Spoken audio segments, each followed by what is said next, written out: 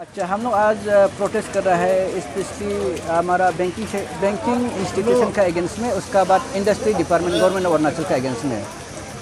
तो हम लोग का प्रोटेस्ट ये है और हम लोग का इसमें इंडस्ट्री डिपार्टमेंट और हमारा बैंकिंग सेक्टर का ऊपर में कुछ डिमांड रखा गया है और उस डिमांड को हम आप लोग को थोड़ा बताना चाहूँगा। तो बैंकिंग सेक्टर का ऊपर हम लोग इसलिए डिमांड रखे हैं, हम लोग कुछ साल से बैंकिंग इशू को लेके हम लोग प्रयास कर रहा था कि बैंकिंग से बातें करेगा और हमारा यहाँ में बैंकिंग सेक्टर को जो लुक आफ्टर करता है SLBC। तो SLBC बैंकिंग लेवल का एक बैंकर कमेटी है, तो उसका कन्वेनर है SBI। तो SBI को हम लोग परस्यू किया कि चलो मेरा कुछ अनएम्प्लॉयमेंट का इशू है, तो आप लोग उसको सॉर्ट आउट कर दीजिए। तो मैंने उसे 2-3 बार उसे लेटर लिखा। तो लेटर में हम लोग ये किया कि आप लोग कुछ गवर्नमेंट का जो प्रोजेक्ट है, स्कीम है और अनएम्प्लॉयमेंट का रिलेटेड इशू है, उसको आप लोग सॉर्ट आउट कर दीजिए।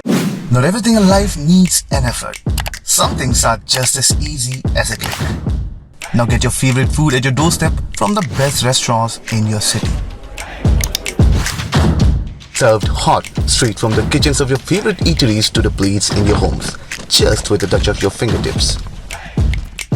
We at AP Eats are all set to fulfill your craziest food cravings. So, what are you waiting for? Order now from AP Eats, the fastest online food delivery service of Arunachal. COD and online payments are also available. Download the app now. तो हम लोग का साथ meeting रखी है, तो हम लोग आपको मदद करेगा कि मेरिट क्या है, डीमेरिट क्या है, उसी हिसाब से आप लोग काम कीजिए। और लास्ट ईयर जब हमारा नरेश कुमार का समय में था, तो चीफ सेक्रेटरी था, उसका साथ 2021 में वो लोग एक मीटिंग भी था बैंकर कमेटी। तो उसमें नरेश कुमार हमारा गवर्नमेंट ऑफ अरुणाचल ने एकदम क्लियर कट इंस्ट्रक्शन दिया कि बैंक जो पब्लिक का जितना भी फाइनेंशियल इंक्लूजन स्कीम है ना, जो गवर्नमेंट ऑफ इंडिया RBI के थ्रू लॉन्च करता है, उसको आप लोग सुंदर से इम्प्लीमेंट कीजिए, जारी कीजिए, तभी जाके बैंक जो उसको हम लोग का जो उस चीज़ को अच्छा से इम्प्लीमेंट नहीं कर रहा है। तो इसी का वजह से बैंक में हम लोग को बोला, हम बैंक का उसमें कुछ इशू ऐसे भी है, जैसे कि आपका कुछ आप ऑलमोस्ट 100% में से 50% बैंक, जैसे कि आपका मुद्रा स्कीम को अभी तक एक भी लागू नहीं किया है। तो मुद्रा तो इतना सेंट्रल गवर्नमेंट का, हमारा मोदी साहब का इतना बढ़िया स्कीम है, उसको बीजेपी के कार्यकर्ता उसको हर बस्ती में जाके, हर गली में जाके उसको प्रचार करता है कि मुद्रा स्कीम को उसका ये को लाभ उठाइए। लेकिन कुछ जो भी मुद्रा स्कीम आता है बैंक से इम्प्लीमेंट होता है।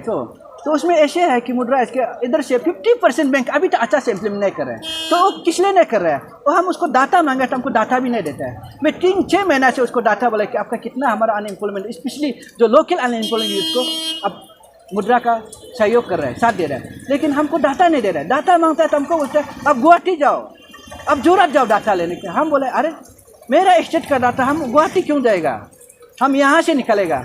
अभी आपका बैंक में RTI शेल रखना पड़ेगा, हम क्यों आप ये RTI शेल नहीं ये बोलते हैं, अब रखना पड़ेगा।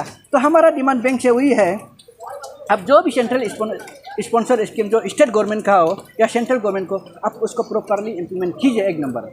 और दूसरा नंबर ये है, जो भी लोन बैंक से होता है, आपका कार लोन होता है, उसका बाद पर्सनल लोन होता है, हाउसिंग लोन होता है, वो सबसे ज़्यादा आप सेंट्रली स्पॉन्सर स्कीम जितना भी अनएम्प्लॉयमेंट के लिए है जनरल पब्लिक को, उसको प्रायोरिटी में करना पड़ेगा।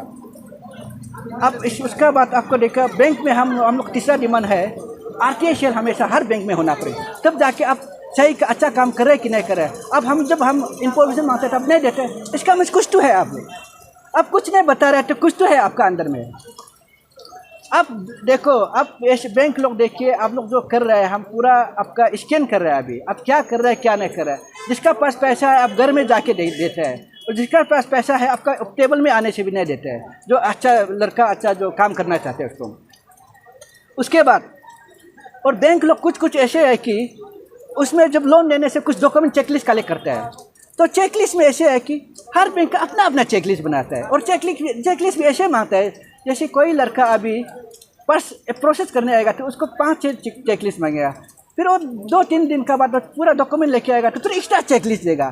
चेकलिस्ट हर दिन देते रहता है। तो एक लड़का को आप इतना चेकलिस्ट देगा तो कितना दिन हर साल मांगते रहेगा क्या? तो 365 डे आप चेकलिस्ट मांगते रहेगा तो लोन को प्रोसेस कर देगा। तो मैं यही है कि ये बैंक से वही मैं निवेदन कर रहा हूँ कि आप लोग देखो, चेक लिस्ट को एकदम क्लियर कट बना दिए।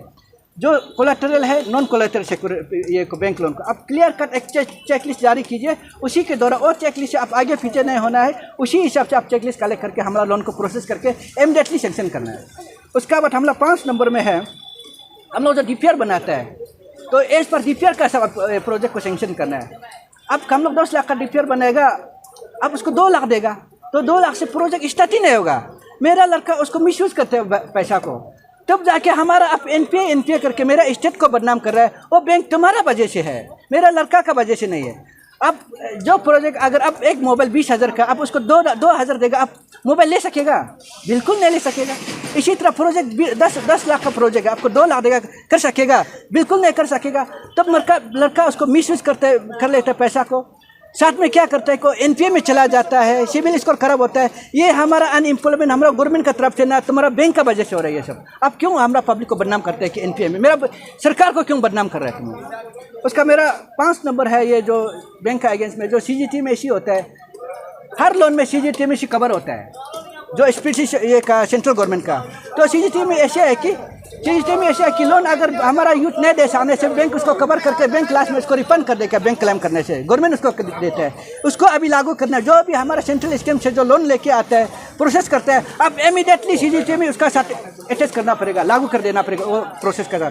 ये है हमारा। उसका बाद इंडस्ट्री का 1-2 पॉइंट है। तो इंडस्ट्री ये डिपार्टमेंट हम रिव्यू मीटिंग किस लिए बैठा बोलते हैं? रिव्यू मीटिंग इसलिए बैठा हो कि MSME में इतना ज़्यादा प्रोजेक्ट है सेंट्रली स्पॉन्सर्ड स्कीम, आप उसको फाइल का अंदर रखता है। हम सोचते हैं कि आप उसको रिव्यू मीटिंग करके पब्लिसिटी करो, हर एक लड़का जानना है, हर एक प्रेजेंट पब्लिक उसको मालूम होना है, हाँ ये स्कीम है, ये प्रोजेक्ट है, उसको हम अप्लाई करना है, तब जाके अप्लाई करेगा ना। अब फाइल का अंदर रखेगा, अपना लड़का को जो जानता है उसको बुला के देगा, ये नहीं मानेगा। अभी जो है आप ओपन प्लेटफॉर्म में, न्यूज़पेपर में, मीडिया में पूरा पब्लिश करना पड़ेगा। उसका बाद हर लड़का के पास खबर होना है, हाँ ये समय में ये आएगा। अब लोग ये सब फाइल का अंदर रखते हैं, मालूम नहीं चलता है, इसलिए रिव्यू मीटिंग बैठा बोला है, लेकिन मानता नहीं। हम कितना बार मिनिस्टर लेवल था हम उसको ये परसू किया कि रिव्यू मीटिंग बैठा, हम लोग भी साथ बैठेगा, आप लोग काम करते हैं कि नहीं कर रहा है। और इंडस्ट्री डिपार्टमेंट ऐसे है कि काम बिल्कुल नहीं कर रहा है। आप लोग को गवर्नमेंट किस लिए पैसा दे रहा है? काम करने के लिए पैसा दिया, आपको क्या टेबल में बैठ के सोने के लिए पैसा नहीं दिए ना, है कि नहीं? पेमेंट दे, पगार दे रहे हैं ना। और इसमें ऐसे है PMGP और जितना भी MSME स्कीम जो इंडस्ट्री डिपार्टमेंट से होता है, तो इसलिए हम उसको रिव्यू मीटिंग ये करो बोला है। उसका बाद दूसरा चीज़ है कि हमारा इंडस्ट्री लैंड, हमारा स्टेट में 14 इंडस्ट्री स्टेट है, उसमें से लैंड अलॉटमेंट दिया है। पासीघाट तो रोइंग वाला को सिर्फ लैंड अलॉटमेंट दिया है, बाकी सबको 1 भी लैंड अलॉटमेंट दिया है। तो हम लोग बोलते हैं कि बाकी जितना इंडस्ट्री जो यूनिट है उसको लैंड अलॉटमेंट हो, ताकि लोन अलॉटमेंट देने से क्या होता है कि सरकार का जो सेंट्रल से फंड आता है वो अवेलेबल इमीडिएटली आ जाता है। तब लैंड अलॉटमेंट नहीं होने से वो लोग एक डर रहता है कि अगर इसमें हमारा इंडस्ट्री स्टेट बैठेगा, इंडस्ट्री कुछ यूनिट बैठेगा तो क्या बात में पब्लिक उसको कॉम्पेंसेशन की तरह ले जाएगा, कुछ एक प्रॉब्लम होता है। इसलिए हम लोग बोला है कि जितना भी इंडस्ट्री स्टेट है स्टेट में उसको लैंड अलॉटमेंट दीजिए। और जो स्पेशली हम जो अभी इशू होता है नाहरलगुन और चंदन नगर का, नाहरलगुन और चंदन नगर का इशू ऐसा है कि नाहरलगुन में 6.59 एकड़ land industry land, Chandan Nagar 1.79 एकड़ इंडस्ट्री लैंड। अभी हम जब से एक बार विजिट करने गया वहाँ लैंड दिखाई नहीं दे रहा है, पूरा पब्लिक प्राइवेट पब्लिक लोग इनक्रोच करके रखा है। और हमारा यहाँ ये जो इंडस्ट्री लैंड जो इंडस्ट्री पर्पज में यूज़ करना चाहिए उसका जगह ही नहीं।